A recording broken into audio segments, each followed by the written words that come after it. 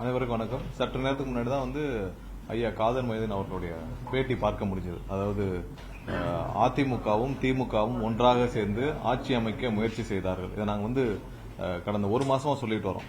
இவங்க என்ன செஞ்சாங்க, ரெண்டு பேரும் சூழ்ச்சியாக என்ன செஞ்சாங்க, இதை பின்னாடி இருந்து திட்டமிட்டு வகுத்தது யார்? பாரதிய ஜனதா கட்சி. பின்னாடி இருந்து திட்டமிட்டு அதிமுகவும் பாரதிய ஜனதா கட்சி மற்றும் திமுக மூன்று பேரும் சேர்ந்து ஆட்சி அமைக்க மறைமுகமாக பாரதிய ஜனதா பின்னாடி இருந்து அதை ஆபரேட் பண்றாங்க நான் சொன்னோம். அதுதான் இன்னைக்கு ஐயா காதர் மைதீன் அவர்கள் வெளிப்படையாக இன்னைக்கு ஒரு பேட்டியில சொல்லியிருக்காரு. அது சில நிமிடங்கள் பார்க்க முடிஞ்சது. இந்த சூழ்ச்சியின் காரணமாக எப்படி திரு எடப்பாடி அவர்களும் திரு ஸ்டாலின் அவர்களும் அவங்களுடைய குடும்பங்களை காப்பாற்றிக் கொள்வதற்காக ரெண்டு பேரும் சேர்ந்து ஆட்சி அமைக்க பாரதிய ஜனதா கட்சியோட முழு ஆதரவுடன் ஆட்சி அமைக்க முயற்சி செய்தார்களோ, அதனாலதான் அவங்க கூட்டணி கட்சியிலிருந்து அவ்வளவு பேர் இன்னைக்கு வெளியே வந்ததுக்கான முக்கிய காரணம். இதான் நாங்க ஒரு மாசம் சொல்லிட்டு வரோம். இன்னைக்கு அதற்கான உண்மையை கொஞ்சம் கொஞ்சமா வெளியே வர துவங்கி இருக்குது. ஏன்னா இது அவங்க முழு வீச்சில் அந்த முயற்சியை எடுத்தார்கள். எனக்கு கவுண்டிங் முடிஞ்ச அடுத்த நாளிலிருந்து இவர்கள் எல்லாம் எப்படியாவது தமிழக வெற்றி கழகம் வரக்கூடாது, எங்களுடைய தலைவர் அண்ணன் விஜய் அவர்கள் முதலமைச்சர் ஆகக்கூடாது என்ற ஒரே ஒரு குறிக்கோளை மட்டும் வச்சுக்கொண்டு முழுமையாக அவங்க இருவரும் சேர்ந்து ஆட்சி அமைக்க முயற்சி செய்தார்கள். அதுக்கு முழு அளவுல அவங்களுக்கு டெல்லியின் ஆதரவு இருந்துச்சு. சோ அதனாலதான் இன்னைக்கு ஒவ்வொரு விஷயமா ஒவ்வொருத்தரும் இன்னைக்கு கூட்டணி கட்சியிலிருந்து வெளியே வரும் வேலைகளை செஞ்சு கொண்டு இருக்காங்க. முன்னாடி இருந்து அவங்களுடைய கூட்டணியிலிருந்து வந்த எல்லாரும் வெளிவந்ததுக்கான முக்கிய காரணம் ஒரே ஒரு காரணம் தான். இவ்வளவு பேர் ராஜினாமா செய்யறதுக்கும் காரணம் தான். ஏன்னா எப்படி புரட்சி தலைவர் அம்மா அவர்களும் புரட்சி தலைவர் அவர்களும் தீய சக்தின்னு திமுக சொன்னாங்களோ, அதே தீய சக்தியோடு இன்னைக்கு கூட்டணி சேர இவங்க ரெண்டு பேரும் இவங்க எல்லாம் தயாரா இருக்காங்கன்றப்போ எப்படி அங்க இருக்கிற எம்எல்ஏக்கள் அங்க இருக்கிற மூத்த நிர்வாகிகள் தயாரா இருப்பாங்க? சோ இதுதான் முக்கிய காரணம். அவங்க இன்னைக்கு ஒரு தீய சக்தின்னு சொன்ன திமுகவோடு கூட்டணி சேர்ந்து ஆட்சி அமைக்க திரு எடப்பாடி அவர்கள் முயற்சி செஞ்சா எப்படி அங்க இருக்கிற மூத்த நிர்வாகிகள் அம்மாவோட பயணிச்சவங்க, புரட்சி தலைவர் எம்ஜிஆரோட பயணிச்சவங்க எல்லாம் எப்படி அவங்க அந்த கட்சியில தொடருவாங்க? சோ அதான் முக்கிய காரணம் அவங்கள ராஜினாமா செய்வதற்கு. இன்னைக்கு முன்னாடி எங்களுடைய தலைவர் சொன்னார், இந்த மாதிரி போட்டி டிவி கேக்கும் திமுக தான். இன்னைக்கு இவர்கள் செஞ்ச கூத்துல பாத்தீங்கன்னா இன்னைக்கு போட்டி டிவி கேக்கும் மொத்த தீய சக்தியும் மொத்த உருவமாக எல்லா கட்சியும் ஒன்று சேர்ந்து நிக்கிறாங்க. சோ இன்னும் நாங்க போன வாரம் நாங்க திரும்ப சொன்னோம், இன்னும் அந்த முயற்சியை செய்து கொண்டுதான் இருக்கிறார். இன்னும் எப்படியாவது குறுக்கு வழியில் ஆட்சி அமைக்கும் முயற்சிகளை திமுகவும் திரு ஸ்டாலின், திரு உதயநிதி மற்றும் திரு எடப்பாடி அவர்களின் மகன் 4 பேரும் ஒரு சில தொழிலாளர்களுடன் சேர்ந்து இந்த முயற்சியை இன்றும் செய்து கொண்டுதான் இருக்கிறார்கள். இதுதான் இன்னைக்கு காரணத்தை சொல்லி இருக்கிறார். பட் இதெல்லாம் எல்லாருக்கும் தெரிஞ்ச விஷயம், இன்டர்னல் எல்லாருக்கும் தெரிஞ்ச விஷயம் தான். இவர்கள் தீவிரமாக முயற்சி செய்தார்கள். பட் மக்கள் கொடுத்த தீர்ப்புக்கு எதிராக மற்ற கட்சியினர் மற்ற கட்சி அவங்களுடைய கூட்டணி கட்சியினரே தயாராக இல்லை. அதனால இந்த கூட்டணி எங்களுடன் சேர்ந்து இன்னைக்கு ஆட்சி அமைக்க ஒன்றாக இருந்தால். ஆனா ஒண்ணு மட்டும் உறுதி, இவர்கள் செய்த ஒரு விஷயத்தால் இனிமேல் தமிழகத்தில் என்றைக்குமே கூட்டணி ஆட்சி தான் என்பது உறுதியாக இருக்கிறது. சோ இந்த விஷயம் வெளியே வந்திருக்கிறது. கண்டிப்பாக தமிழக மக்களும் இதை நன்றாக புரிந்து கொண்டு தெரிந்து கொள்ள வேண்டும்.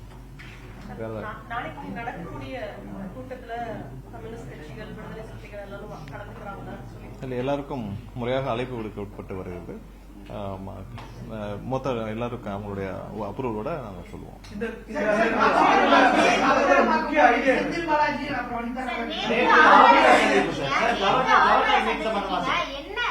இல்ல, ஆளுநர் சந்திப்பு மற்ற அலுவல் ரீதியாக இப்ப கவர்னருடைய மாளிகையோட இன்சார்ஜும் நான் தான். அலுவல் ரீதியாக மற்றபடி ஜெனரிக்கா அந்த கோர்ட் ஒர்க் அலுவல் ரீதியான சந்திப்பு தான், மரியாதை நிமித்தமான சந்திப்பு தான். அதுக்கும் எதுக்கும் சந்தேகம் இல்லை. உயர்கல்வி அமைச்சர் முன்னிடம் வந்திருந்தார். சோ அதனால அலுவல் ரீதியான சந்திப்பு தான்.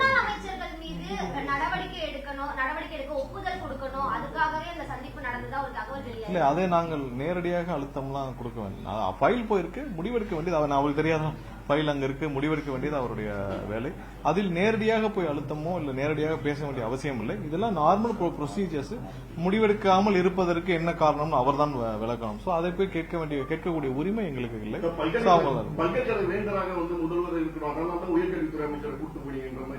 இல்ல, அது பொதுவான மரியாதை நிமித்தமான சந்திப்பு. ஏன்னா கவர்னர் மாளிகையுடைய விஷயங்கள் இப்ப அடுத்த அசம்பிளி சம்பந்தப்பட்ட விஷயங்கள். சோ அந்த மாதிரியான விஷயம் பொதுவான விஷயம் இல்ல. அது சம்பந்தப்பட்ட விவரங்கள் விரைவாக அனைவரும் சேர்ந்து முடிவெடுத்து வெளியிடுவாங்க. வேற ஏதாவது கேள்வி? போராட்டம், திமுகவுடைய போராட்டம் எப்படி பாருங்க? அமைச்சருக்கு எதிரான ஒரு போராட்டம் இல்ல, திமுகவுடைய போராட்டம் அதான் இன்னைக்கு தெரிஞ்சிச்சு. அவங்க எல்லாம் யாருடைய சொல்லுக்கிணங்க யார் சொல்லி இவங்க எல்லாம் ஆபரேட் ஆறாங்கன்னு சொல்லிட்டு இன்னமும் நான் தான் திரும்ப சொல்றேன், திமுகவும் அதிமுகவும் சேர்ந்து இப்பவும் அந்த முயற்சியை எப்படியாவது ஆட்சி அமைக்கின்ற முயற்சியை இப்பவும் செஞ்சுட்டு வராங்கன்றதான் எங்களுக்கு வந்த தகவல். அவங்க எல்லா இடத்துலயும் பேசிட்டு இருக்காங்க. எங்களுக்கு இன்னும் சொல்ல போனால் பல திமுகவின் மூத்த தலைவர்களும் பல திமுகவில் பழைய இப்போ இருக்கிற எம்எல்ஏக்கள் பலரும் இதற்கு உடன்படாமல் இன்னமும் அந்த மாதிரி ஒரு நிகழ்வுக்கு இவங்க மீண்டும் முயற்சி செஞ்சுட்டே இருக்காங்க. எங்களுக்கு பிடிக்கல அப்படின்னு சொல்லிட்டே இருக்காங்க. இன்னும் எத்தனை பேர் இந்த மாதிரி திமுகவில் இருந்தும் வெளியேறாங்க.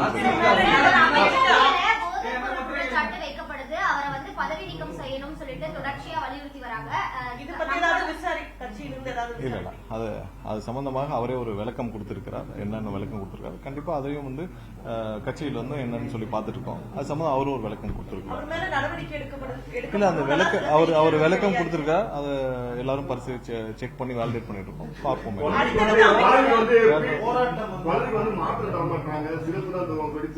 இல்ல அது விமர்சனங்கள் எப்படி வேணாலும் வரலாம். பட் அவர் கொடுத்த விளக்கம், பட் அதையும் வந்து வேலிடேட் பண்ணிட்டு இருக்காங்க. வேலிடேட் பண்ணி என்னன்னு சொல்லிட்டு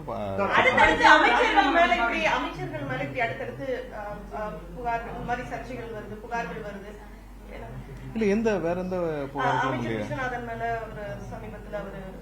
இல்ல அவர் கலந்துகிட்ட மேடையில ஒரு சில பேர் அங்க வந்து நடனம் ஆடி இருக்காங்க. சோ அது வந்து அவருடைய கவனத்திற்கும் இல்லாமல் திடீர்னு நடந்த விஷயம். அவர் அதை பண்ணுறாரு. சோ அதெல்லாம் வந்து அவரே அங்க விளக்கம் கொடுத்திருக்கிறார். சரி, என்னன்னா திடீர்னு ஒரு நிகழ்ச்சிகள் போறப்ப அங்க நமக்கும் தெரியாமல் அந்த நிகழ்ச்சி ஏற்பாட்டாளர் ஒரு சில விஷயத்தை அவங்க செஞ்சிருவாங்க. சோ அதை நம்ம தடுக்கக்கூடிய இடத்துல நம்ம இனிமேல் போகிற நிகழ்ச்சிகள்ல நம்ம எப்படி நடந்துக்கணும், பொது நிகழ்ச்சிகள் எப்படி நடந்துக்கணும் நம்ம தான் பாத்துக்கணும். சோ அதற்கான ஒரு போதிய இது வந்து அவங்களுக்கும் ஒரு முன்னெச்சரிக்கையா நடந்துக்கணும்னு இனிமேல் அந்த அனுபவம் கிடைத்துவிடும். கண்டிப்பா எல்லாரும் தொடர்ச்சியா ராஜினாமா பண்ணிட்டு வராங்க. இந்த 107 இடத்தை வந்து 118 எட்டு போறதுக்கான ஐடியா வருது. எங்களுடைய கூட்டணி கட்சியின் முழு ஆதரவு 120 எம்எல்ஏக்கள் எங்களுக்கு முழு ஆதரவோட நாங்க எல்லாம் ஆட்சி அமைச்சிருக்கோம். கூட்டணி ஆட்சியாக இருக்குது. முதல் முறையாக தமிழகத்தில் கூட்டணி ஆட்சி. இனிமேலும் கண்டிப்பாக தமிழகத்தில் கூட்டணி ஆட்சி தான் இருக்கும். அதுல எந்த மாற்று கருத்து. ஆனா இவர்கள் ராஜினாமா செய்வதற்கான காரணம் தெளிவாக நாங்கள் முன்னாடி சொல்லிட்டு இருக்கோம். திரு எடப்பாடி அவர்களும் திரு ஸ்டாலின் அவர்களும் சேர்ந்து ஆட்சி அமைக்க முயற்சி செய்தால் யார் ஒத்துப்பாங்கன்னு கேட்கும். இவர் 2 பேரும் சேர்ந்து ஆட்சி அமைக்க முயற்சி செய்தால் யார் ஒத்துப்பாங்க? யாராவது அவர்கள் வீட்டில் இருக்கிறவர்களே, அவர்கள் கட்சியில் இருக்கிற அடுத்த கட்ட தலைவர்களே யாரும் ஒத்துக்கலையா? இது ஒரு காரணம் தானே எல்லாரும் வெளியேறது காரணம். அதிமுக இருந்து ஒரே நாள்ல அவ்வளவு எம்எல்ஏக்கள் வெளியேற முக்கிய காரணம் என்ன? இவங்க 2 பேர் சேர்ந்தா எப்படி போய் மக்களை சந்திப்பாங்க? இந்த 2 குடும்பமும் அவங்களுடைய சொத்துக்களை காப்பாத்திக்கிறாங்க. திரு எடப்பாடி அவர்கள் குடும்பமும் திரு ஸ்டாலின் அவர்கள் குடும்பமும் சொத்துக்களை காப்பாற்ற இந்த வேலை செய்யறாங்க. அவங்களுடைய சொத்துக்களை காப்பாற்றுவாங்க. பட் அடுத்த கட்டத்தில் இவங்க எல்லாம் மற்ற மாவட்டத்தில் இருக்கவங்க போய் மக்களை சந்திக்கணும்ல. இவர்கள் 2 பேர் வீட்டை விட்டு வெளியே வர போறது இல்ல. அவருடைய இருப்பிடமே வேற. பட் மற்ற மாவட்ட அளவிற்குல மற்ற எம்எல்ஏக்கள் மற்ற மாவட்ட செயலர் எல்லாம் போய் மக்களை சந்திக்கும்ல. என்னங்க இப்படி போய் ஆட்சி அமைச்சிருக்கீங்களே, கொஞ்சம் கூட உங்களுக்கு இதா இல்லையான்னு கேட்பாங்கல்ல 4 பேர். சோ அவங்க தானே மக்களை சந்திக்க போறாங்க. அதை மக்களை சந்திக்க முடியாமல் தான் இன்னைக்கு எல்லாரும் வெளியேறினால தவிர்த்து எங்களுக்கான நம்பர்ஸ் 120 கண்டிப்பாக கூட்டணி கட்சியோட ரொம்ப தெளிவா இருக்கு. அவர்கள் வெளியேறதுக்கான காரணம் இவர்கள் 2 பேரும் இன்னும் அந்த முயற்சியை தொடர்றதுனாலதான். இல்ல அது அவங்களுடைய முடிவு. ஏன்னா இன்னைக்கு தமிழகத்துல எந்த கட்சி எதை நோக்கி அரசியல் போயிட்டு இருக்கு, தமிழக மக்கள் எதை நோக்கி போயிட்டு இருக்காங்க, அதனால அவர்களும் எங்க வந்து சேரணும்ன்றது அவங்களுடைய தனிப்பட்ட முடிவு. அதை பற்றி நாங்கள் கமெண்ட் பண்றது இல்ல. ஆனால் அவர்கள் ரிசைன் பண்றதுக்கோ இல்ல அவங்க கூட்டணியில இருந்து மற்ற கட்சிகள் வெளியேறினதுக்கோ இன்னைக்கு அவர்கள் வந்து செய்யும் முயற்சிக்கோ இன்னைக்கு வந்து ஐயா காதர் மகேந்திரன் அவர்கள் சொல்லியிருக்க ஒரு பதில் வந்து எல்லாரும் ஒட்டுமொத்த தமிழக மக்களும் புரிந்து கொள்ள வேண்டும்.